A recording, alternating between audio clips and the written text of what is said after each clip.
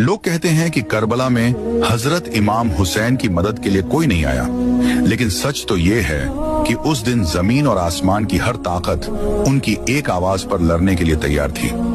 ये वाकया आशूरा के दिन का है। जिन्नात का बादशाह जाफर जिन अपने दरबार में तख्त पर बैठा जश्न मना रहा था। उसे इस बात की खबर ही नहीं थी कि करबला में नबी के घराने पर क्या बीत रही है।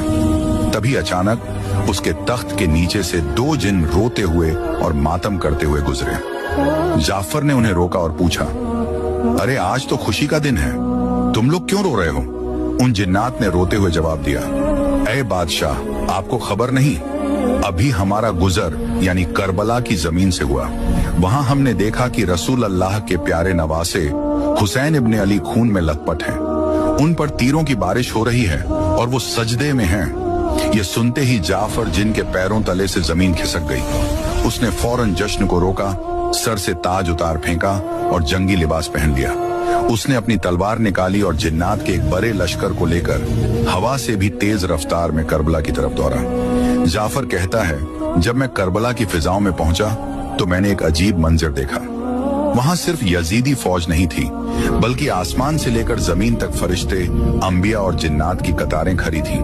वो सब अपनी बारी का इंतजार कर रहे थे कि इमाम हुक्म दें तो वो दुश्मनों को खत्म कर दें। भीड़ इतनी थी कि जाफर को रास्ता नहीं मिल रहा था। तभी इमाम हुसैन ने नजर उठाई और पुकारा, जाफर मेरे पास आओ। जाफर जिन रोते हुए इमाम के कदमों में गिर गया और अर्ज की, आका मेरे पास जिन्नात की बहुत बड़ी फौज है, मुझे इजाजत दें, मैं पलक झपकते ही इन यजीदियों को राख कर दूंगा, इनका नामो निशान मिटा दूंगा।